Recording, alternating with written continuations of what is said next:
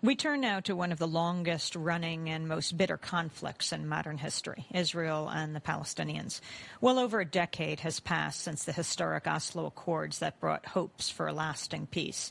Today, relations between the Israeli government and Palestinian Authority are virtually non-existent. Israel and the PA have not held final status peace talks in over 5 years. With the recent election of Hamas, Israel says it'll cut off all ties to any Palestinian government that includes the group. After the election, Israel withheld tax funds it collects on behalf of the Palestinian Authority.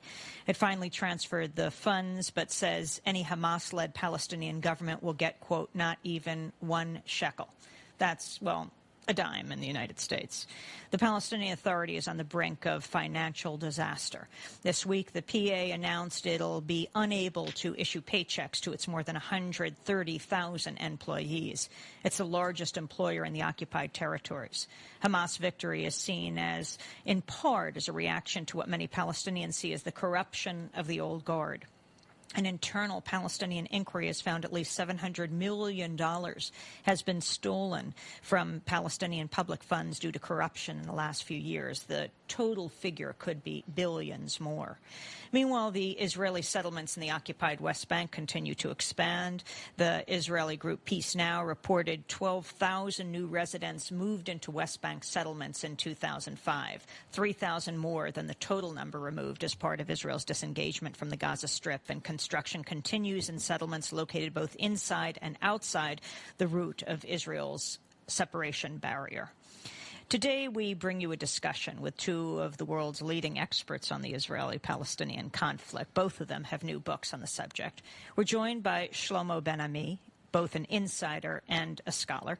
As foreign minister under Ehud Barak, he was a key participant in years of Israel-Palestinian peace talks, including the Camp David and Taba talks in 2000 and 2001. An Oxford-trained historian, he was currently vice president of the Toledo Peace Center in Madrid. His new book is called Scars of War, Wounds of Peace, the Israeli-Arab Tragedy. President Bill Clinton says, quote, Shlomo Ben-Ami worked tirelessly and courageously for peace. His account of what he did and failed to do and where we go from here should be read by everyone who wants a just and lasting resolution. We're also joined by Norman Finkelstein. He's a professor of political science at DePaul University. His books include A Nation on Trial, which he co-authored with Ruth Bettina Byrne, named as a New York Times notable book for 1998. He's also the author of Image and Reality of the Israel-Palestine Conflict and the Holocaust Industry. His latest book is Beyond Chutzpah, on the misuse of anti-Semitism and the abuse of history. His website is normanfinkelstein.com. Avi Schleim of Oxford University calls Beyond Chutzpah brilliantly illuminating. On display are all the sterling qualities for which Finkelstein has become famous: erudition, originality, spark, meticulous attention to detail, intellectual integrity, courage, and formidable forensic skills. And we welcome you both to Democracy Now! It's very good to have you with us. Well, I want to start going back to the establishment of the State of Israel, and I'd like to begin with with Israel's former foreign minister, Shlomo Ben-Ami. Can you talk about how it began? I think you have a very interesting discussion in this book that is rarely seen in this country of how the State of Israel was established. Can you describe the circumstances? Well, for all practical purposes, a state existed before it was officially created in 1948.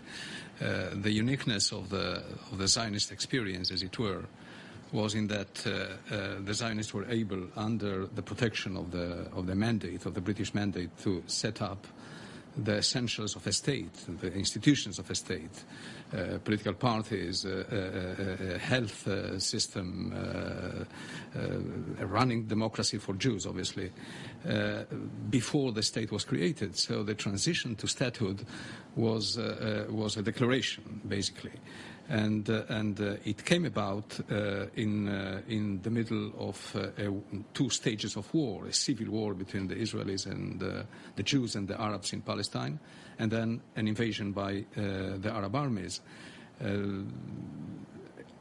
the point that I made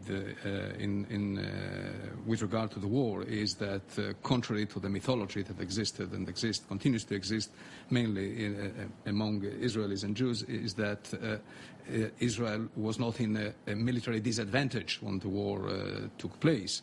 The Arab armies were disoriented and confused, and they did not put in the battlefield the necessary forces. So in 1948, what was born was a state, but also a regional superpower in many ways. We have prevailed over the invading Arab armies and the local population, which was practically evicted from Palestine, from the State of Israel, from what became the State of Israel, and this is how the refugee problem was born.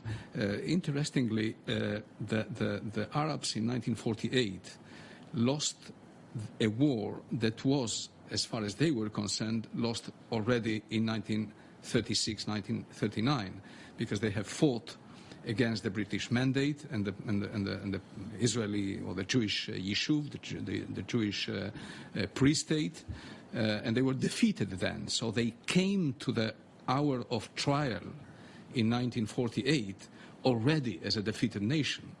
That is, the war of 1948 was won already in 1936, and they had no chance to win the war in 1948. They were already a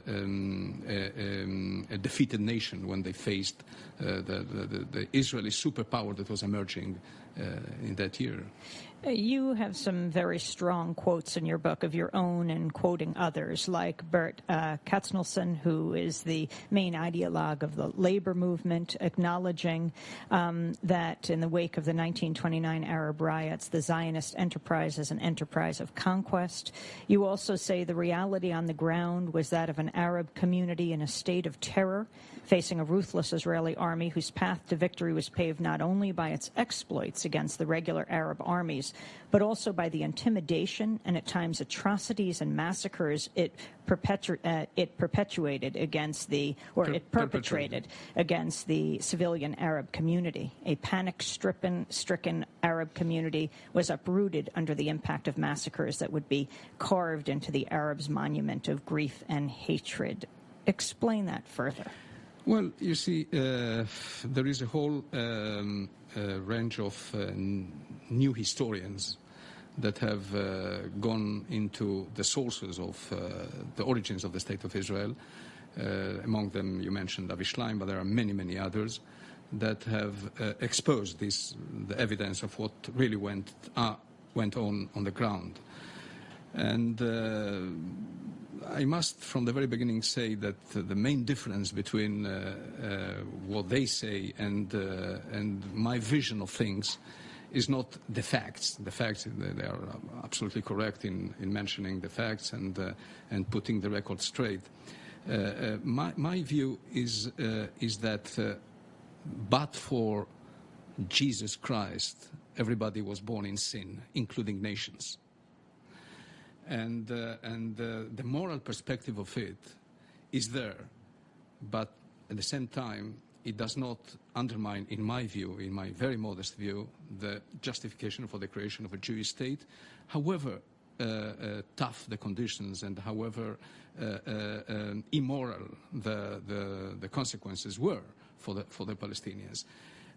You see, it is there that I tend to differ from the interpretation of the new historians. They have made an incredible contribution, a very, very important contribution to our understanding of the origins of the State of Israel. But at the same time, my view is that this is how, unfortunately, tragically, sadly, nations were born throughout history. And our role, the role of this generation, and this is why I came into politics and why I try to make my very modest contribution to the peace process, is that we need to bring an end to this injustice that has been done to the Palestinians. We need to draw a line between an Israeli state, a sovereign Palestinian state, and solve the best way we can the problem by giving the necessary compensation to the refugees, by bringing back the refugees to the Palestinian state, no way to the state of Israel, not because it is moral or immoral, but because it is not feasible, it is not possible. We need to act in a realistic way and see what are the conditions for a final peace deal. I believe that we came very, very close to that final peace deal. Unfortunately, we didn't make it. But we came very close in the year 2001. Before we get to that peace deal, another thing that you've said, Israel as a society also suppressed the memory of its war against the local Palestinians because it couldn't really come to terms with the fact that it expelled Arabs, committed atrocities against them, dispossessed them. This was like admitting that the noble Jewish dream of statehood was stained forever by a major injustice committed against the Palestinians, and that the Jewish state was born in sin. I think a lot of people would be surprised to hear that the author of these words is the former foreign minister of Israel. Yes, who is at the same time a historian, and I'm trying to be as fair as possible when I read the past. But it's a very interesting point, the one that you make here about us trying to obliterate the memory of our war against the Palestinians. And the whole Israeli 1948 mythology is based on our war against the invading Arab armies, less so against the Palestinians, who were the weaker side in that confrontation. Because it didn't serve the myth of the creation of the state and of the nation. So we need to correct that. There is no way we can fully compensate the refugees and the Palestinians, but we need to do our very, very best to find a way to minimize the harm that was done to this nation. And Shlomo Ben-Ami, your response to those who continue to say that at that time, at the time of the establishment of the State of Israel and before, that it really was empty, that Jews came to a place that was not populated? Of course it is nonsense. I mean, it was populated. Obviously it was populated. I mean, the notion that existed, I think it was Israel Zangwill, the first who said that we came a nation without a land to a land without a people. That is, obviously it was not true. But again, the part of the tragedy was that the Palestinians as such did not have the Palestinian peasants. They did not have the full control of their own destiny.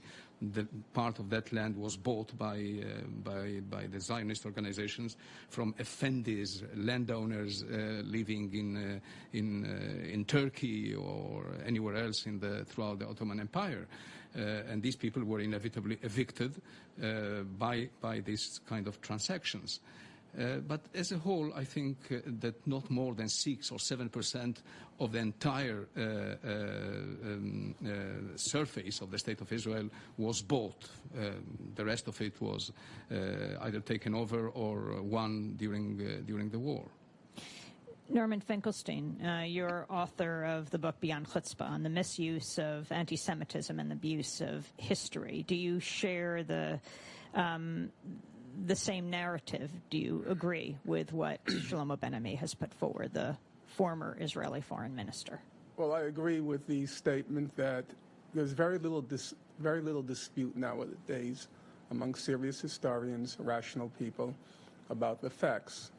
There's pretty much a consensus on what happened during what you can call the foundational period, from the first Zionist settlements at the end of the 19th century till 1948. There's pretty much of a consensus. And I think Mr. Ben-Ami, in his first 50 pages, accurately renders what that consensus is. I would just add a couple of points he makes, but just to round out the picture. He starts out by saying that the central Zionist dilemma was they wanted to create a predominantly Jewish state in an area which was overwhelmingly not Jewish. And he cites the figure, I think, 1906, there were 700,000 Arabs, 55,000 Jews. And even of those 55,000 Jews, only a handful were Zionists. So that's the dilemma. How do you create a Jewish state in an area which is overwhelmingly not Jewish? Now, the Israeli historian Benny Morris, at one point he said, there are only two ways you can resolve this dilemma. One, you can create what he called the South African way. That is, create a Jewish state and disenfranchise the indigenous population. That's one way. The second way is what he calls the way of transfer. That is, you kick the indigenous population out. Basically what we did in North America. Now, as Mr. Ben-Ami correctly points out, by the 1930s, the Zionist movement had reached a consensus that the way to resolve the dilemma is the way of transfer. You throw the Palestinians out. You can't do that any time because there are moral problems and international problems. You have to wait for the right moment. And the right moment comes in 1948. Under the cover of war, you have the opportunity to expel the indigenous population. I was kind of surprised that Mr. Ben-Ami goes beyond what many Israeli historians acknowledge. Someone like Benny Morris will say, yes, Palestinians were ethnically cleansed in 1948. That's Benny Morris's expression. But he says it was an accident of war. There are wars, people get dispossessed. Mr. Ben-Ami, no, he'll go further. He said you can see pretty clearly that they intended to expel the Palestinians. The opportunity came along, and they did so. Now, those are the facts. So where do we disagree? I think where we disagree is on responsibility. It's not just a question of moral responsibility. It's not simply a question of tragedy or sadness. It's a question of law, international law. What are your obligations if you are a member state of the United Nations, for example? Now, under international law, refugees are entitled to return to their homes once the battlefield conflict has died down. And Mr. Ben-Ami was absolutely correct. He said the key moment comes in the Israel-Palestine conflict, not when the Palestinians are expelled, but when, after the war, Israel refused to allow the Palestinians back. At that point, he says, here is a problem, or a problem arises. And the way he puts the problem is we have two conflicting issues. On the one hand, there is what he calls the Zionist ethos. They want a Jewish state. On the other hand, you have the Palestinian refugees who have a right to return. And for Mr. Ben-Ami, this is an intractable conflict, the Zionist ethos versus the refugees. But there's a third factor. The factor is international law. And under international law, the Palestinians have the right to return. Now, I am not arguing now for a right of return. I acknowledge it's a complicated problem. But we have to be honest about the rights and the wrongs. And the question of rights and wrongs, it was a wrong inflicting the Palestinians, and it was their right. Their right. This is not a tragedy. And this is not about morals. It's about legal rights. Their right to return was denied. How do you resolve that problem? I admit it's difficult. But we have to be clear about rights and wrongs, because that's going to become, in my opinion, the main problem when we come to Camp David. Whose rights were being denied during the Camp David-Taba negotiations?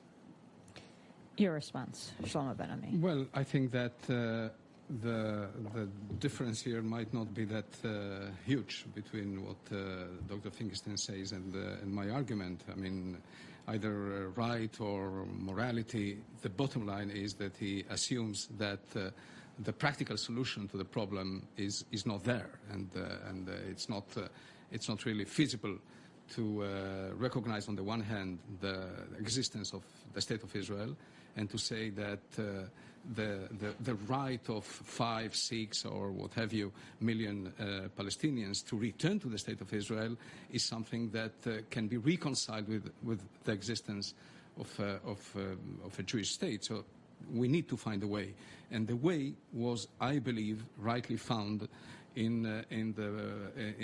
Bill Clinton's peace parameters that say the following. It says that the Palestinian refugees have the inherent right to return to Palestine, the West Bank and Gaza being Palestine, being part of Palestine. There is an element in the parameters that I have to say that was my personal contribution to the peace parameters that says the following. It says that in the context of land swaps that were discussed between us and the Palestinians were about to get some percentages of what is now the State of Israel, and the peace parameters of the president say that they can bring to those parts of the State of Israel that will be transferred to the Palestinians as many refugees as they wish. That is, that the return will be to the Palestinian state, plus to those parcels of the State of Israel that will be transferred to Palestinian sovereignty, plus huge sums of money for compensation and rehabilitation.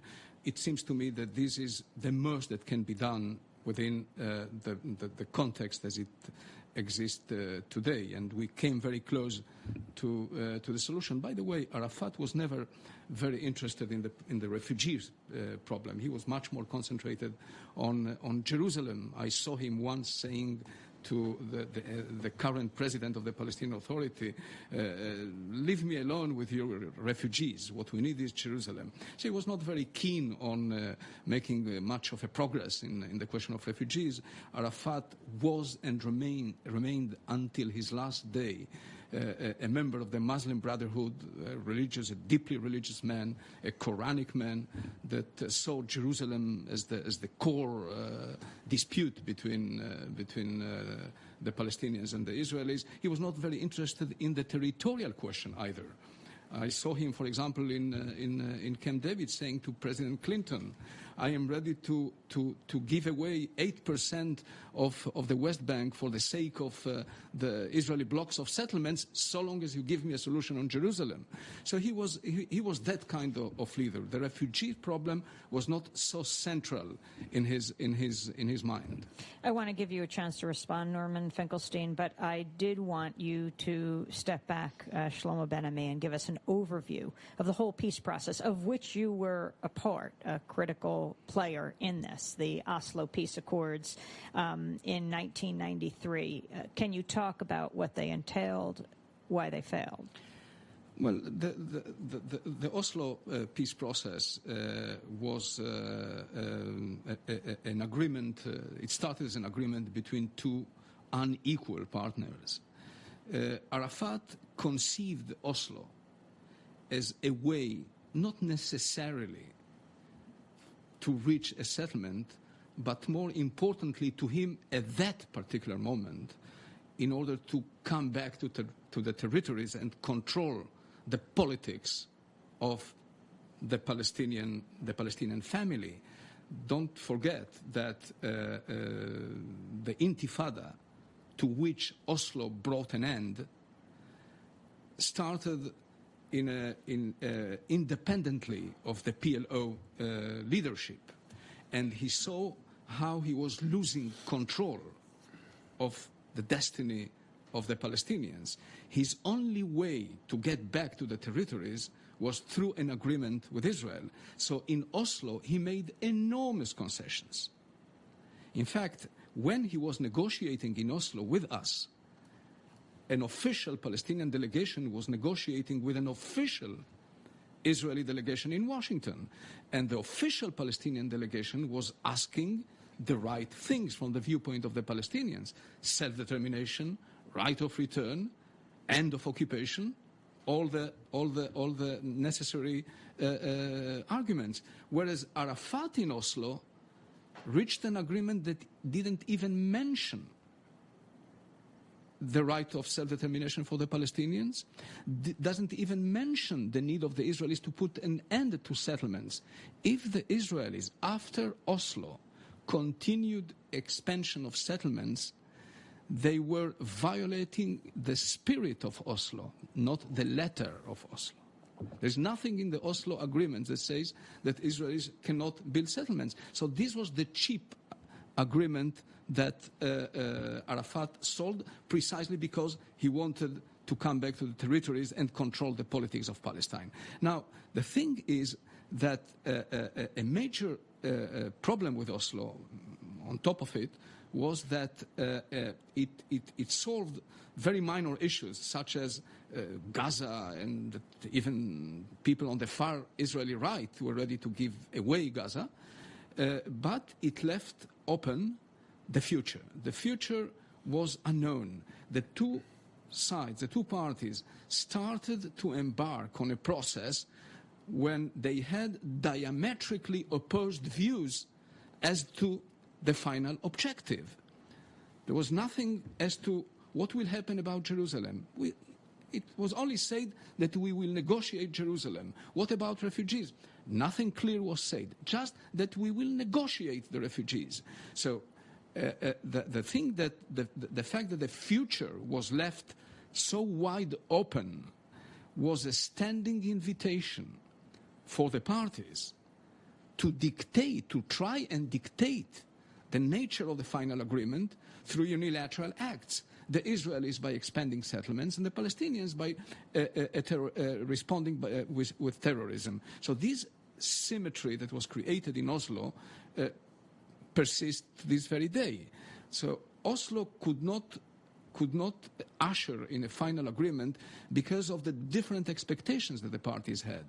It was an exercise in make-believe.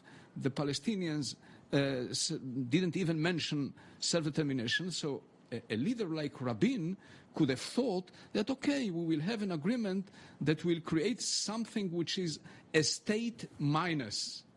This was Rabin's expression. He never thought this will end in a full-fledged Palestinian state. There was a lot of ambiguity, constructive ambiguity, might Kissinger say, but I think it was destructive ambiguity. It helped, this destructive ambiguity helped in clinching the Oslo agreement, but it was a minefield for those who went to Camp David and later on to Taba to try and solve all the pending issues. Professor Norman Finkelstein. Well, I'm going to try to focus on the key points. There are issues about the refugees in Jerusalem, which for now I can't get into, but I would be happy to return to them later when we discuss what was the impasse at the impasse at Camp David and Taba. But I want to set the context, and I don't think I agree in part with the context that Dr. Ben-Ami set out, but not fully. The main context, in my opinion, is as follows. Since the mid-1970s, there's been an international consensus for resolving the Israel-Palestine conflict. Most of your listeners will be familiar with it. It's called the two-state settlement. And the two-state settlement is pretty straightforward, uncomplicated. Israel has to fully withdraw from the West Bank and Gaza and Jerusalem in accordance with the fundamental principle of international law, cited 3 times by Mr. Ben-Ami in his book, that it's inadmissible to acquire territory by war. The West Bank, Gaza, and Jerusalem having been acquired by war, it's inadmissible for Israel to keep them. They have to be returned. On the Palestinian side, and also the side of the neighboring Arab states, they have to recognize Israel's right to live in peace and security with its neighbors. That was the quid pro quo. Recognition of Israel, Palestinian right to self-determination in the West Bank and Gaza with its capital in Jerusalem. That's the international consensus. It's not complicated. It's also not controversial. You see it voted on every year in the United Nations. The vote's typically something like 160 nations on one side, the United States, Israel, and Nauru, Palau, Tuvalu, Micronesia, and the Marshall Islands on the other side. That's it. Now, The Israeli government was fully aware that this was the international consensus, but they were opposed, A, to a full withdrawal from the West Bank and Gaza, and Jerusalem, of course, and 2, they were opposed to creating a Palestinian state in the occupied territories. Come 1981, as pressure builds on Israel to reach a diplomatic settlement in the Israel-Palestine conflict, they decide to invade Lebanon in order to crush the PLO because the PLO was on record supporting a two-state settlement. As Dr. Ben-Amid's colleague, Avner Yaniv, put it in a very excellent book, Dilemmas of Security, he said the main problem for Israel was, and now I'm quoting him, the PLO's peace offensive. They wanted a two-state settlement. Israel did not, and so Israel decides to crush the PLO in Lebanon. It successfully did so. The PLO goes into exile. Come 1987, Palestinians in the occupied territories despair of any possibility of international intervention, and they enter into a revolt, the Palestinian Intifada, basically nonviolent civilian revolt by the Palestinians. And the revolt proves to be remarkably successful for maybe the first couple of years. Come 1990, Iraq invades Kuwait. The PLO supports, ambiguously, but I think we fairly can say, and I agree with Dr. Ben-Amdi on this, they lend support to Iraq. The war ends, Iraq defeated, and all the Gulf states cut off all of their money to the PLO. The PLO is going down the tubes. Along comes Israel with a clever idea. Mr. Rabin says, let's throw Arafat a life preserver, but on condition.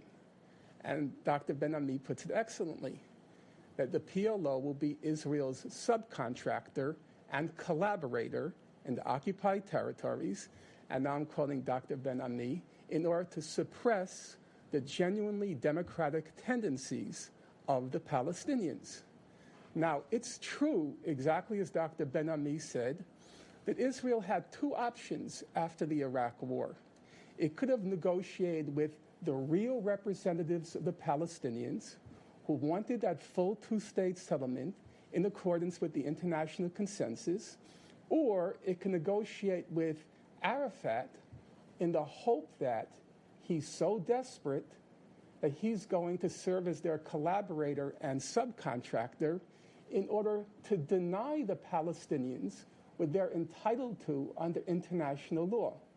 The Israelis chose Arafat, not only because Arafat himself was desperate, they chose him because they thought he would deny them what they were entitled to. He would suppress all resistance to the occupation. And then finally, the day of reckoning came with the Camp David talks. It turned out Arafat was not willing to make those concessions to deny Palestinians what their rights were under international law. And I think that's where the impasse occurred at Camp David and at Taba. Well, let's turn to the former foreign minister, if I may, Shlomo Ben-Ami. With regard to international law and 242,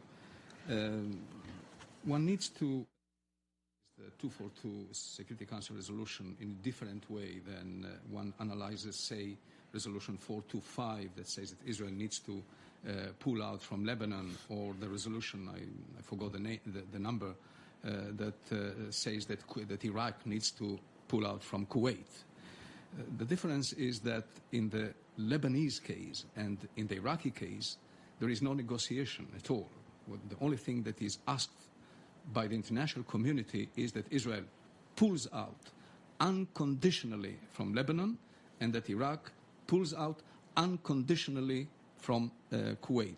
This is a different case with 242. 242 is an invitation to the parties to negotiate the secure and recognized boundaries between the two entities. It doesn't say anything, by the way, on a Palestinian state. It doesn't say anything on refugees, anything of Jerusalem, which is, by the way, the reason that the PLO rejected 242. Didn't accept the resolution, because it addresses the Palestinian question only in terms of a refugee problem. This is what 242 does. So I think that 242 as a framework for a peace agreement was inadmissible from the viewpoint of the Palestinians, and the Israelis accepted it because it spoke about, according to one interpretation, not full withdrawal from the territories, and it didn't mention a Palestinian state and the rest of it. As far as the second part of Dr. Finkelstein's presentation is concerned, I agree. It is based on what I say, and the only thing I would add to it is that international law was the last or the least of Arafat's concern. He didn't give a damn about international law. It was not whether or not the agreement was based on international law or not that concerned Arafat. In my view, this is my interpretation of a man I met many, many times. I might be wrong, obviously, but this is my first-hand interpretation of this man. He was morally, psychologically, physically incapable of accepting the moral legitimacy of a Jewish state, regardless of its borders or whatever. Arafat was incapable of closing or locking the door of this endless conflict between us and the Palestinians. And this is the bottom line. I mean, in Taba, it had nothing to do with international law. In Taba, what happened was that Arafat really believed that Bush's son is a replica of Bush's father. And Bush's father was known in the Arab world as more friendly or at least partially deaf to Jewish concerns. This was his image in the Arab world. I remember a visit I made to President Mubarak. After we left office, I said, everybody speaks about military intelligence, Mr. President, but we all failed in our political intelligence. You wanted the election of President Bush. We wanted the election of Al Gore, and then we ended up with the most friendly president of the State of Israel ever in the White House. So this was the conviction of Arafat, that he can still get a better deal from President Bush. His concerns were of a political nature more than anything else. And this is where he failed again, because Arafat had always a sense of somebody who knows everything. I mean, he thought of himself as a great strategist. And this is where he failed time and again. And he betrayed the cause of his own people, because at the end of the day, today, the Palestinians are becoming the second Kurds of the Middle East, a nation that is moving away from the chances of having a state. There is never going to be an ideal solution. A leader needs to take a decision in moments of trial. Because if you look for a consensus among your people, for a solution, you might never have that kind of consensus. Peace is a divisive enterprise, and a peace that is accepted by Hamas will not be accepted by the Israelis, just as a peace that is accepted by the Israeli far right, mutatis mutandis, is not going to be accepted by the Palestinians. You need to divide your society, and the peace agreement will not be in full coincidence with the requirements of international law. It will be in coincidence with the feasibility, with the political possibility of reaching a precarious line of equilibrium between the positions of the parties. This is how peace is made throughout history. And I believe that we lost that opportunity, sadly enough, and we need to go back to it. When it comes to the new situation in the Palestinian Authority today, I am less pessimistic than many others. I don't think that we need automatically to rule out the new rulers in Ramallah and Gaza as peace partners. There are things that need to be done. Hamas, you mean? Yes, Hamas. I think that there is, in my view, there is almost a sort of poetic justice with this victory of Hamas. After all, what is the reason for this nostalgia for Arafat and for the PLO? Did they run the affairs of the Palestinians in a clean way? You mentioned the corruption, the inefficiency. Of course, Israel has contributed a lot to the disintegration of the Palestinian system, no doubt about it. But their leaders failed them. Their leaders betrayed them. And the victory of Hamas is justice being made in many ways. So we cannot preach democracy and then say that those who won are not accepted by us. Either there is democracy or there is no democracy. And with these people, I think they are much more pragmatic than is normally perceived. In the 1990s, they invented the concept of a temporary settlement with Israel. 1990s. It was the first time that Hamas spoke about a temporary settlement with Israel. In 2003, they declared unilaterally a truce. And the reason they declared the truce is this, that with Arafat, whose system of government was one of divide and rule, they were discarded from the political system. Mahmoud Abbas has integrated them into the political system, and this is what brought them to the truce. They are interested in politicizing themselves, in becoming a political entity, and we need to try and see ways where we can work with them. Now, everybody says they need first to recognize the state of Israel and end terrorism. Believe me, I would like them to do so today, but they are not going to do that. They are eventually going to do that in the future, but only as part of a quid pro quo, just as the PLO did it. The PLO, when Rabin came to negotiate with them, also didn't recognize the state of Israel and engaged in all kinds of nasty practices. And therefore, we need to be much more realistic and abandon worn-out cliches and see whether we can reach something with these people. I believe that a long-term interim agreement between Israel and Hamas, even if it is not directly negotiated between the parties, but through a third party, is feasible and possible. Shlomo Ben-Ami is the former foreign minister of Israel, and Norman Finkelstein is professor at DePaul University. They've both written books on Israel. Shlomo Ben-Ami's is Scars of War, Wounds of Peace. Norman Finkelstein's is Beyond Chutzpah and the Misuse of Anti-Semitism and the Abuse of History, your response to the former foreign minister of Israel. Well, I want to put aside for a moment the question of Hamas and just return to the previous point, namely the relevance or not of international law. It's not an abstract question, and it's not a question, fortunately, only to be left to lawyers. It's a question which bears on the last third of Dr. Ben-Ami's book, namely who was responsible for the collapse of or the impasse in the negotiations at Camp David and Taba.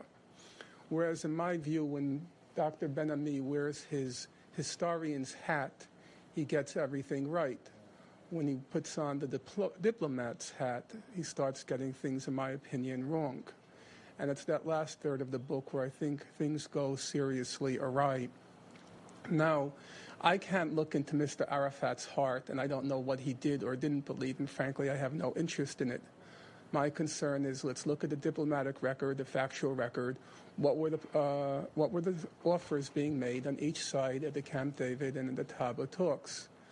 And the standard interpretation, which is, you can call it the Dennis Ross interpretation, which I think, unfortunately, Dr. Ben-Ami echoes, is that Israel made huge concessions at Camp David and Taba. Palestinians refused to make any concessions because of what Dr. Ben-Ami repeatedly calls Arafat's unyielding positions, and that Arafat missed a huge opportunity. Now, it is correct to say that if you frame everything in terms of what Israel wanted, it made huge concessions. However, if you frame things in terms of what Israel was legally entitled to under international law, then Israel made precisely and exactly 0 concessions. All the concessions were made by the Palestinians. Briefly, because we don't have time, there were 4 key issues at Camp David and at Taba. Number 1, settlements. Number 2, borders. Number 3, Jerusalem. Number 4, refugees. Let's start with settlements. Under international law, there is no dispute, no controversy. Under Article 49 of the Fourth Geneva Convention, it's illegal for any occupying country to transfer its population to occupied territories. All of the settlements are illegal under international law. No dispute. The World Court in July 2004 ruled that all the settlements are illegal. The Palestinians were willing to concede 50% of the Israeli settlements in the West Bank. That was a monumental concession, going well beyond anything that was demanded of them under international law. Borders. The principle is clear. I don't want to get into it now because I was very glad to see that Dr. Ben-Ami quoted it 3 times in his book. It's inadmissible to acquire territory by war. Under international law, Israel had to withdraw from all of the West Bank and all of Gaza. As the World Court put it in July 2004, those are, quote, occupied Palestinian territories. Now, however you want to argue over percentages, there is no question, and I know Dr. Ben-Ami won't dispute it, the Palestinians were willing to make concessions on the borders. What percentage? There's differences, but there's no question they were willing to make concessions. Jerusalem's an interesting case, because if you read Dr. Ben-Ami or the standard mainstream accounts in the United States, everyone talks about the huge concessions that Barak was willing to make on Jerusalem. But under international law, Israel has not one atom of sovereignty over any of Jerusalem. Read the World Court decision. The World Court decision said Jerusalem is occupied Palestinian territory. Now, the Palestinians were willing, the exact lines I'm not going to get into now. They are complicated. But I'm sure Dr. Ben-Ami will not dispute they were willing to divide Jerusalem roughly in half, the Jewish side to Israel, the Arab side to the Palestinians. And number 4, refugees. On the question of refugees, it's not a dispute under international law. Remarkably, even fairly conservative human rights organizations like Amnesty International, Human Rights Watch, in 2000 during the Camp David talks, they issued statements on the question of the right of return. And they stated categorically, under international law, every Palestinian, roughly 5 to 6 million, has the right to return, not to some little parcels, 1% of Israel, which Israel would swap, return to their homes or the environs of their homes in Israel. That's the law. Now, Dr. Ben-Ami will surely agree that the Palestinians were not demanding and never demanded the full return of 6 million refugees. He gives a figure of 400,000 to 800,000.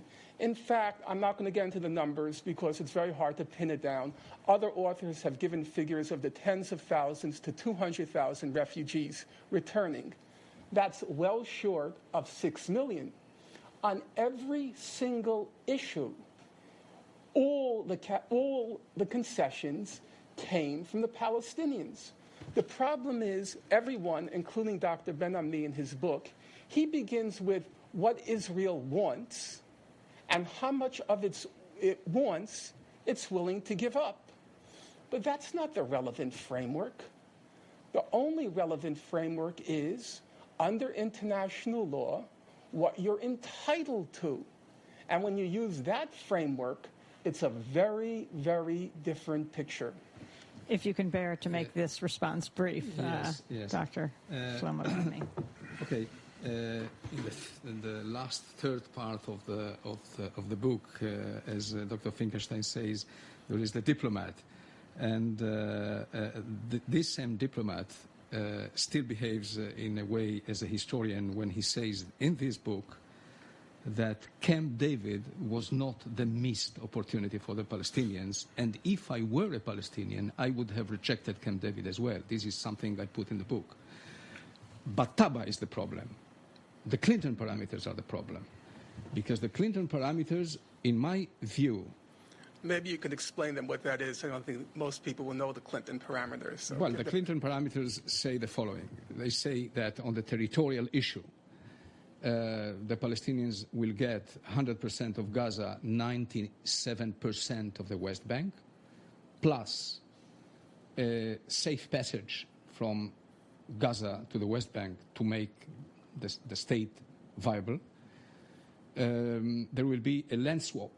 The 97%, which I mentioned, takes into account the land swap, where they will get 3% on this side within the state of Israel. So we will have the blocks of settlements, and they will be able to settle refugees on this side of the border. About Jerusalem, it says what is Jewish is Israeli, and what is Palestinian is what is Arab is Palestinian. It includes full-fledged sovereignty for the Palestinians on Temple Mount, on the Haram al-Sharif, no Jewish sovereignty on the Haram al-Sharif, which was at the time and continues to be a major problem for Israelis and Jews, that these things mean to them a lot. And then with the question of refugees, it says that the refugees will return to historical Palestine, and that Israel will maintain its sovereign right of admission. That is, it will have to absorb a number of refugees, but with restrictions that need to be negotiated between the parties. But the bulk of the refugees will be allowed to return to the state of Palestine. This is the essence of the Clinton parameters. What Dr. Finkelstein said here about international law, I want to make it clear. It is important. It is vital for a civilized community of nations to have an access of principles based on international law around which to run the affairs of our chaotic world. It is very important, it is vital, etc. But at the same time, when you go into political issues and you need to settle differences, historical differences, differences that have to do with political rights, security concerns, historical memories, etc., it is almost impossible to do things on the basis of international law, but rather on something that is as close as possible to the requirements of international law. The very fact that, as Dr. Finkelstein rightly says, the Palestinians were ready to make this or that concession is the reflection of them understanding that there is no viability, there is no possibility really to reach an agreement that says let us apply automatically and rigidly the requirements of international law. So we need to find a way. I really believe that at Camp David we failed to find that way. I say it very clearly in the book. It is my conviction that through the Clinton parameters, that were not the sudden whim of a lame duck president. They were the point of equilibrium between the negotiating positions of the parties at that particular moment. And the president sort of looked for a way between the two positions and presented these parameters. They could be fine-tuned, obviously.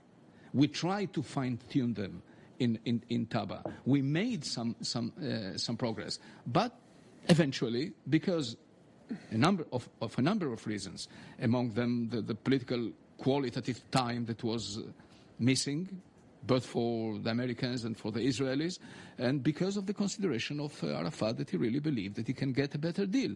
I think that he will not get a better deal. The conditions are not there. I don't see that happening in the foreseeable future. So he lost the opportunity of having a deal that is imperfect, inevitably imperfect, will always be imperfect, because this is the way peace processes are done all over.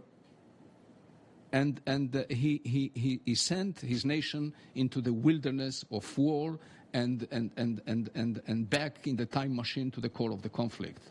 This is what we face today. Norman Finkelstein, a quick response, and then I want to ask you about one of the main theses in your book, and that has to do with the issue of anti-Semitism. Just for the sake of your audience, if I may, just a brief, because I do mention obviously the inadmissibility of acquiring or the acquisition of land by force, but this is not my invention. This is what 242 says. Exactly. This is what 242 says. But again, let us look at the nuance. When the Israelis accept 242, they accept it because this expression of the inadmissibility of the acquisition of land by force is tempered by the concept, through the concept of borders that are defensible and recognized and security borders. That's the equilibrium, which is not international law, but it is a give and take in a negotiation. Professor Finkelstein. I don't want to get now into the interminable question of what 242 meant. I'll simply state the International Court of Justice in July 2004 ruled on that question. It stated Israel has to fully withdraw from the West Bank, Gaza, including Jerusalem. To my mind, it's no longer a matter of dispute, however you want to interpret 242. Let's now turn to just quickly the last issue. It's going to be hard for a lot of your listeners because even though I've read 24 books on the topic, I keep getting things confused. Camp David talks are in July 2000. Clinton parameters are roughly December 23rd, 2000. Taba in January 2001. Now, Dr. Ben-Ami says, Camp David, I can understand why the Palestinians turned down. Unfortunately, in his book, he keeps referring to Arafat's unyielding positions, even though now he acknowledges Palestinians made concessions at Camp David. In fact, as I said, all the concessions within the framework of international law came from the Palestinians. Let's now turn to those Clinton parameters. Dr. Ben-Ami accurately renders their content. I don't think he accurately renders in the book what happened. He states in the book that at Taba, the Israelis at the time of the Clinton parameters, the Israelis accepted the Clinton parameters. Arafat didn't really accept the Clinton parameters. He said he did, but he didn't. What actually happened? What actually happened was exactly as what was announced by the White House spokesman on January 3rd, 2001. The official statement was both the Israelis and the Palestinians have accepted the Clinton parameters with some reservations. Both sides entered reservations on the Clinton parameters. Yes. Dr. Ben-Ami leaves out in the book both sides. He only mentions the reservations by the Palestinians. Number two, I was surprised to notice one of the books Dr. Ben-Ami recommends is the book by Clayton Swisher called The Truth at Camp David. I looked in the book on page 402 of Clayton Swisher's book when he's discussing the issue of entering reservations to Clinton's parameters. He quotes none other than Shlomo Ben-Ami. You acknowledged, you called them relatively minor, but you acknowledged that Barak entered, you called it several pages of reservations. In fact, Barak sent a 10-page letter of reservations to the Clinton parameters. It was exactly symmetrical. Both the Israelis and the Palestinians agreed to the Clinton parameters with some reservations. Yeah. Wait, one last point. Dr. Ben-Ami left out another crucial point in his account. He doesn't tell us why Taba ended. It ended officially when Barak withdrew his negotiators. It wasn't the Palestinians who walked out of Taba. It ended with the Israelis walking out of Taba, a matter of the historical record, not even controversial. Dr. Benedict. Okay, well, you see, as somebody who was part of those who prepared the Israeli document that was submitted to President Clinton, I can say that the bulk of the document was an expression of our the comparison that we made between our initial positions and what was reflected in the Clinton parameters. It was not a series of reservations. It was basically a mention of the difference, the way that we have gone. This was an attempt to impress the president more than an attempt to say that these are reservations, sine qua non. There were no real reservations in our document, whereas in the Palestinian document there were plenty of them, with the refugees, with the Haram al-Sharif, with what have you. I mean, it was full of reservations from beginning to end. Ours was not a document about reservations. It was a statement, basically, that said, these were our positions, this is where we stand today. We have gone a very long way. We cannot go beyond that. This was essentially what we sent. Now, with regard to Taba, you see, we were a government committing suicide, practically. 2 weeks before general elections, the chief of staff, General Mofaz, who is now the Minister of Defense, comes and I say that in the book, in something that is tantamount to a coup d'etat, comes and say publicly that we are putting at risk the future of the State of Israel by assuming the Clinton parameters, and we accept them. We assume them. And then I go to Cairo, and I meet President Mubarak. And President Mubarak invites Arafat to see me in Cairo. And I say to Arafat, we are going to fine-tune this in a meeting in Taba, if you wish. And then we go to Taba, and we negotiate in Taba. And in Taba, Prime Minister Barak instructs me to conduct secret negotiations with Abu Allah. Within the negotiations, we had a second track, trying to reach an agreement. And he even agrees to all kinds of things that he was not very open to before that. Now, this was the end. We saw that we are not reaching an agreement. And we need to go back, even if for the electoral campaign. I mean, we were a week before the elections. I mean, we were practically non-existent.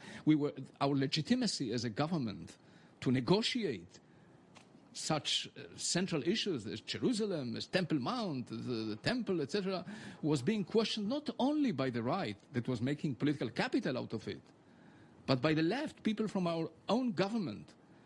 Shlomo Ben Ami is ready to sell out the country for the sake of a Nobel Prize. This is what Chaim Ramon said, one of the labor ministers. So it was unsustainable. We could not go any longer. So to say that the whole thing collapsed because we put a helicopter at the disposal of the Palestinians to go and see if we can rubricate some basic peace parameters on the basis of our negotiations, and they didn't want it. Arafat didn't want it. Anyway, the thing is that we need to understand that with all the respect for the requirements of international law, at the end of the day, a peace process is a political enterprise. And there are things that governments can do and things that they cannot do. Because if you do things that leave you without a political support, then you can do nothing. You can write poetry, not make peace. And we have been writing poetry ever since, because we are not in office. We have been advancing all kinds of peace dreams. It is only when you are in office and you have a political support that you can move ahead. This is the only way that peace is done. We have done our very best. We went to the outer limits of our capacity for compromise without disintegrating entirely our home front.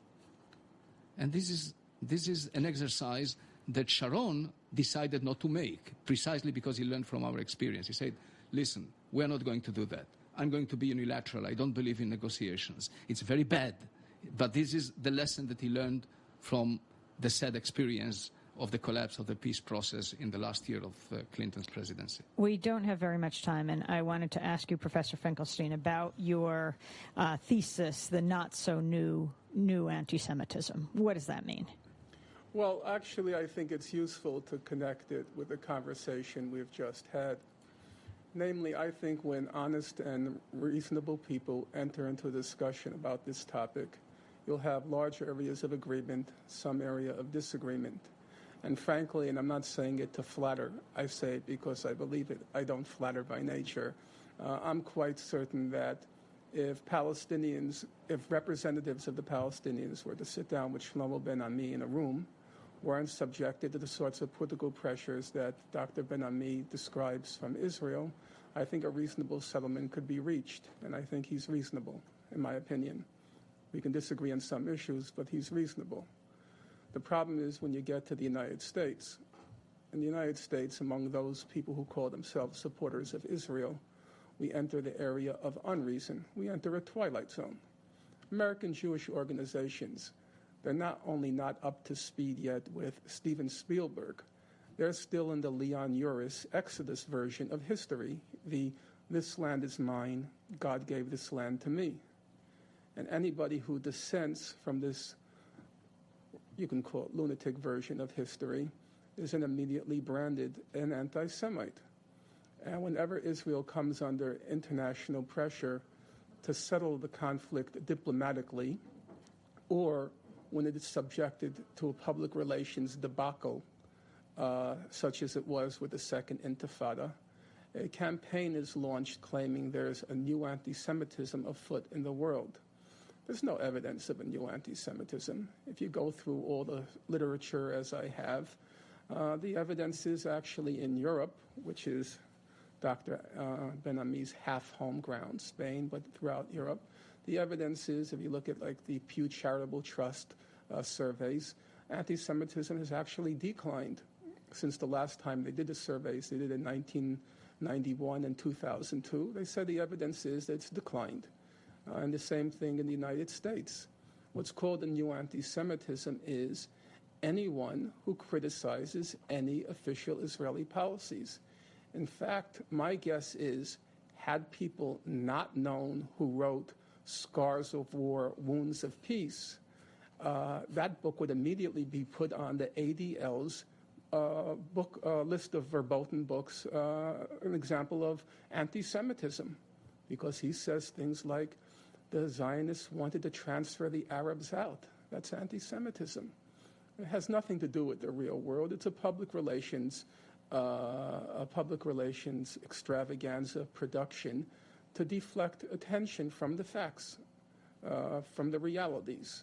And I think this afternoon in our exchange, there were some areas of disagreement for sure, but I think a lot of what Dr. Ben-Ami said would not go down well with most of American Jewry.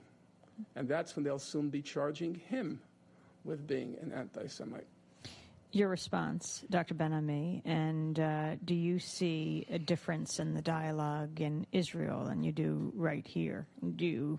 On questions of anti-Semitism? Well, Israel is the result of the Jewish catastrophe. There's no doubt about it. With no Jewish catastrophe, there would not be a state of Israel.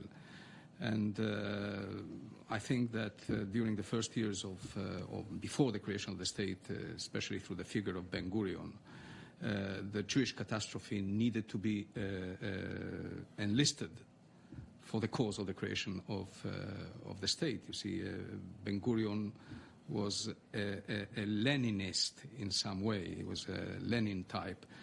By this I mean that he had only one central idea in his mind, and that is the creation of the State of Israel. All the other considerations were subservient to that goal, which is the reason why he rushed to reconcile the Jewish people or the State of Israel with Germany, because this was vital for the State of Israel. He was a revolutionary in that sense, with all the other issues were instrumental to that. I think that the Shoah has become not only a defining event for the Jewish people. Shoah, you mean Holocaust? The Holocaust has become not only a defining issue for the event for the Jewish people, but something that Israel has not Israel, but perhaps some politicians in Israel have abused. Begin used to compare Arafat to Hitler. He must have been probably a very nasty guy, but certainly not Hitler, just as I don't think that Saddam Hussein was Hitler. I think that President Bush's father likened him to Hitler. We go very lightly with these things. I mean, we do these kind of comparisons unnecessarily. The capture of Eichmann, for example, was very important to David Ben-Gurion because he wanted sort of pedagogical exercise for the young generation. I explained this in the book, why he needed to reconcile himself with the Shoah, which didn't interest him very much at the beginning. He was much more concerned with other issues.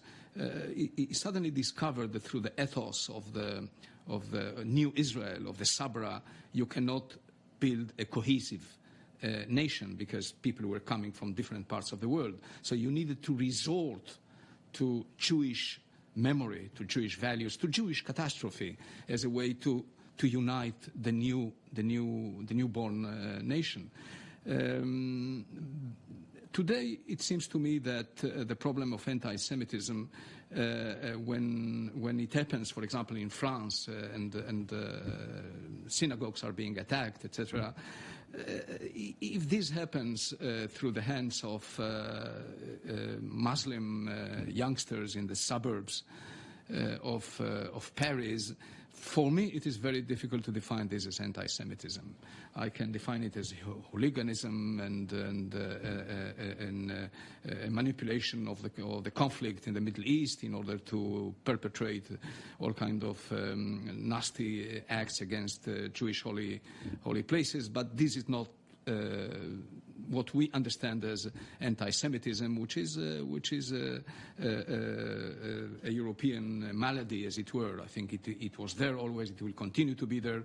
But I'm not in the business of counting how many incidents happen, and because there is an institute in Tel Aviv University that will tell you how many incidents happen every year. I don't believe also that the number of incidents as such is the reflection of whether or not anti-Semitism is growing. I believe that it is there.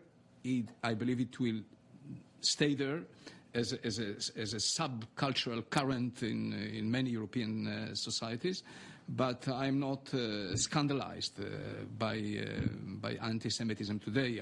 I can see more xenophobia against North Africans, against foreigners throughout Europe, and in a way, I can even see a reconciliation of Europe with its Jewish past. There is hardly a European country where you will not find today a museum of Jewish history. It's not only Germany. You will find it in Poland, you'll find it in France, all over the place. So Judaism is being endorsed more and more, or the Jewish history, as part of the whole European legacy. The problem today is, in my view, much more that of the Arab, the Muslim immigrants from North Africa, from the Middle East and other parts. Being discriminated against. Yeah, absolutely. Totally agree. No disagreement at all. On the issue of language, terrorism, Arafat called terrorist, Hamas called terrorist. How would you describe the Israeli state when it attacks civilians in the occupied territories? Or how would you describe Ariel Sharon? Well, let me tell you what is my description of terrorism. Terrorism, in my view, is an indiscriminate attack against civilian population. If I, personally, or my son, God forbid, is being attacked, being in uniform, in Palestinian territories by a Hamas squad, I will not define this as terrorism. I will define as terrorism if They go into a kindergarten or a mall, explode themselves, and cause injuries and death among civilian population. This, to me, is... Now, the problem of the response of a state is much more difficult to define, because a state needs to go not against the civilian population. It needs to go against military targets, ticking bombs. This is what states can do and should do. The problem is that when you have a fight not against armies, which is the case of Syria, Egypt, we never spoke about terrorism, Israeli state terrorism against the Egyptians. We spoke about wars between two military sides.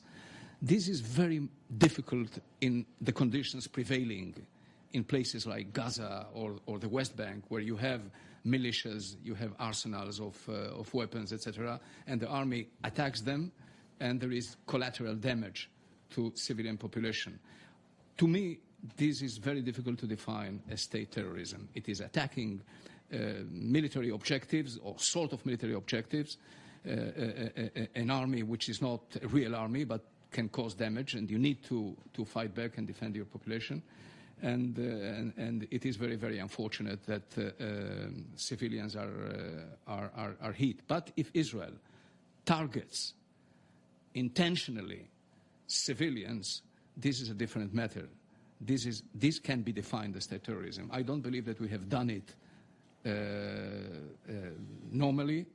The practice is that things happened collaterally. I'd like to get your response, Professor Finkelstein, and also if you could include in that, you have a chapter in Beyond Chutzpah called Israel's Abu Ghraib. Well, on the issue of terrorism, I agree with Dr. Ben-Ami's definition. It's the indiscriminate targeting of civilians to achieve political ends. That's a capsule definition, but I think for our purposes it suffices. What does the record show?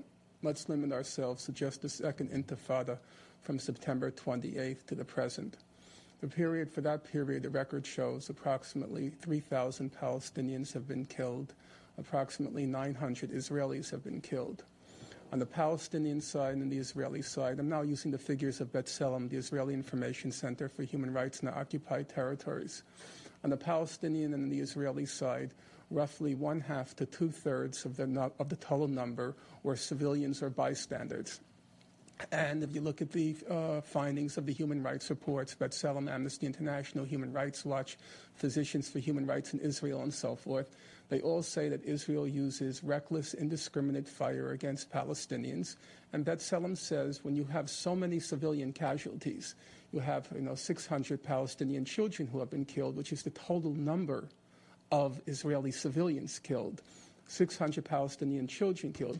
They said when you have so many civilians killed, I don't particularly like the phrase collateral damage.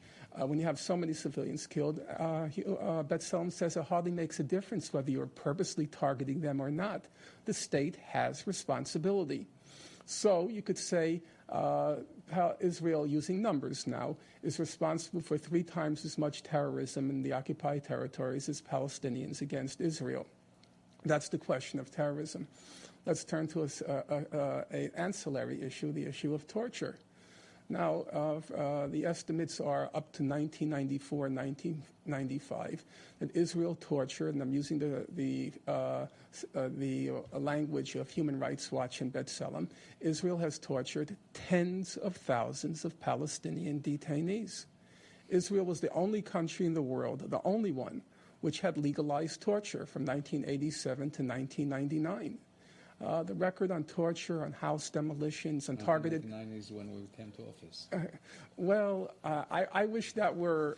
I wish that were the saving grace, but the fact of the matter is, being faithful to the historical record, the record of labor has been much worse on human rights violations than the record of Likud. It's a fact that the only Israeli government during the period from 1967 to the present, which temporarily suspended torture, was Begin from 1979 to 1981. On the record of house demolitions, Mr. Rabin used to boast that he demolished many more homes than any Likud government. Even on the record of settlements, as Dr. Ben-Ami well knows, the record of Rabin was worse in terms of settlement expansion than the record of Yitzhak Shamir. And, a fact he leaves out in the book, the record of Barak on housing startups in the occupied territories. Building more houses. Yeah, was worse than the record of Netanyahu. It's a paradox for, I'm sure, American listeners, but the record on human rights, an abysmal record in general, and in particular, the worst record is the record of labor, not Likud. Dr. Ben-Ami. Well, Dr. Finkelstein already said what needs to be said about the end of the practices or the legal status of torture in 1999. When it comes to the difference between Labour and Likud, I make this point in a different way in the book, and that is that Labour was always much more keen to advance the defining ethos of Labour, which is settling the land. This was never the ethos of the right. The right dreamt about greater Eretz Israel, but did nothing to implement it. In the Camp David, the first Camp David agreement, that is with Sadat, the right that was in office dismantled the settlements of Yamit and in northern Sinai. The left that was in opposition couldn't swallow that collapse of the ethos of settling the land. The right was more biblical, was more sort of religious, less practical in its attitude to the territories. So it was always the case, and this is the point that I make in the book, that the settlements were in fact started by Shimon Peres when he was the defense minister of Yitzhak Rabin. But you see... of labor. Of labor, obviously. Now, but one circumstance that needs to be emphasized, however, is this, that at least as from 1988, I make the point in the book that surprisingly, until 1988, there was hardly any difference in the political attitude of Labour and Likud. You couldn't really discern any difference in the attitude. Things start to change in 1988, and I do give credit to Arafat here, contrary to what I do, according to Dr. Finkelstein in the last chapter. Arafat was the pioneer in many senses. He invented the peace process, what we call the peace process, by his declaration of 1988, and it is from that moment that those in labor who continue to settle are the very people that think that, okay, at the end of the day, we will have to find some sort of agreement with the Palestinians where we might even have to dismantle these settlements, which is in itself an interesting march of folly. That is, that you create settlements knowing that at some point you might have to compromise. The difference between the settlements created by Sharon and those created by Rabin is this, that Sharon created settlements in order to torpedo a future agreement, whereas Rabin drew a distinction between what he called, I agree, it was an internal Israeli game, but he drew the distinction between political settlements, that is, settlements that were created in order to derail the possibility of an agreement, and other kind of settlements that might become part of the State of Israel in the context of a peace agreement with the Palestinians. So this is a very vital difference that at the end of the day was accepted by the Palestinians. The fact that, as you yourself say, that in Camp David and elsewhere, they accepted the concept, they assumed the concept of blocks of settlements, it only vindicates the position of those laborites that said, okay, building settlements in areas that make sense will become in the future part of the State of Israel. And the issue of torture of tens of thousands of Palestinians by Israel. To tell you the truth, I don't know about the numbers and we have seen different governments in the British have done it. What the British did in Palestine in the 30s is there is nothing new in what we did that the British didn't do before us. And the Americans now in Iraq and elsewhere. What I find very, very uncomfortable is really is this singling out Israel that lives in a very unique sort of situation in comparison with other countries. Norman Finkelstein makes the point Israel's Abu Ghraib, so that you're making reference to what America did in Iraq. Okay, but if you would come from another planet and examine the resolutions of the UN, the Security Council, you might reach the conclusion that there is only one sinner in this planet, and this is the State of Israel, and not anybody else. But I'm quoting your own human rights organizations. Okay. I mean, B'Tselem is not the United Nations. It speaks in favor of Israel that we have a human right, we have B'Tselem, and we criticize ourselves, and we want to change things. I will agree with that, but then you have to say it doesn't speak too much in Israel's favor. That's the only country in the world that legalized torture. It was also the only country in the world that legalized hostage taking. It was also the only country in the world. Well, yes. As your Chief Justice called it, keeping Lebanese as bargaining chips. Yeah, Israel was the only country in the world that's legalized house demolitions as a form of punishment. Yeah. Those things have to also be included in the record. Dr. In addition to, I totally agree with you, it's to Israel's credit that it has a B'Tselem, an organization for which I have the highest regard and esteem. I agree with that. Okay, but you see, the thing is that the conditions where Israel has to operate. This is we do not have Sweden and Denmark as neighbors. And we have neighbors that have taken hostages and have taken hostages that forced us to exchange things that were not very popular. Rabin himself gave away 1,500 Palestinian and Lebanese prisoners in exchange for 3 Israeli soldiers, and Sharon gave away 400 Palestinian prisoners in exchange for 4 bodies of Israeli soldiers. So we are living in that kind of place. But that may tell you that's because they take so many people prisoner that they have a lot to give back. Right now, as we speak, there are 9,000 Palestinian political prisoners in Israel. Because we live in the conditions that we live. We are not, as I said, this is not Scandinavia. Dr. Ben-Ami, you know as well as I do, international law does not apply to some countries and not to others, and some continents and not to others. Either it applies to everybody or it applies to nobody. So to use the excuse, well, in our neighborhood, we don't have to recognize international law is simply a repudiation of international law. I'm not saying that we do not have to recognize international law. I well, say then if it that applies, the conditions, I mean, there are conditions where you cannot apply these lofty principles, which are very important, but you cannot apply them. You know, and the British is an interesting example. Well, it's an interesting example. They did a comparison. They did it in Gibraltar, with Margaret Thatcher. They did it in the Falklands. They did anywhere. did an interesting comparison. It compared the British policies of torture in Northern Ireland with Israeli policies of torture. And in the 1970s, there were thousands of terrorist attacks by the IRA.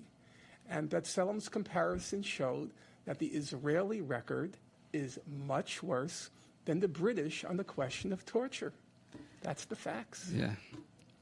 You face now in this country a challenge of terrorism, so you go to Patriot Act and you go to the NSA listening to people. You won't find me justifying torture. These are the conditions that can be very dire, no very difficult. No conditions justify Let me torture. ask Dr. Ben-Ami, on the issue of the United States, as you look here, coming here for a few days, Abu Ghraib, Guantanamo, do you feel there are problems with the detention of the hundreds of men that are being held at Guantanamo without charge and what happened at Abu Ghraib? Well, I cannot condone that. I mean, I think that obviously it is a violation of international norms. There is no doubt about it. But I don't follow the internal American debate. I don't know if this society is scandalized by what happens and what is the degree of civic opposition. And if you have here organizations like not only B'Tselem, even Shalom Achshav, which is a centrist, is not a left-wing organization that exposes the sins of your own government, I don't know. Maybe yes. I think we are a society in the middle of a very complicated conflict. As I do admit, in this conflict, many atrocities were committed by both sides, however. But I do recognize our own shortcomings, blunders, and sins. And the only solution to this situation, the only solution, is to try and reach a final settlement between us and the Palestinians. There is no other way. There is no other way to split the land into two states, two capitals, trying to find the best way to end this conflict, because much of the instability of the Middle East has to do with our condition. You don't need to be a Bin Laden or a Saddam Hussein who tried to put on themselves the mantle of the vindicators of the Palestinian cause in order to say that the Palestinian issue is a platform of instability in the region that needs to be solved. But even when it is solved, let us not fool ourselves. Many of the problems that the West is facing today with the Arab world will persist. The Palestinian issue has been used frequently by many Arab rulers as a pretext for not doing things that need to be done in their own societies. But for the sake of the Israelis, when I say that we need to make concessions, it is not because I'm concerned with the future of the Palestinians or because I'm concerned with international law. I want to say it very clearly. It is because I define myself as an ardent Zionist that thinks that the best for the Jews in Israel is that we abandon the territories and we dismantle settlements and we try to reach a reasonable settlement with our Palestinian partners. It's not because I'm concerned with the Palestinians. I want to be very clear about it. My interpretation, my approach is not moralistic. It's strictly political. And this is what I'm trying to explain in the book. I want to thank you both very much for being with us. Shlomo Ben-Ami, former Israeli foreign minister, author of Scars of War, Wounds of Peace, The Israeli-Arab Tragedy, and Dr. Norman Finkelstein, professor at DePaul University, author of Beyond Chutzpah, on the misuse of anti-Semitism and the abuse of history.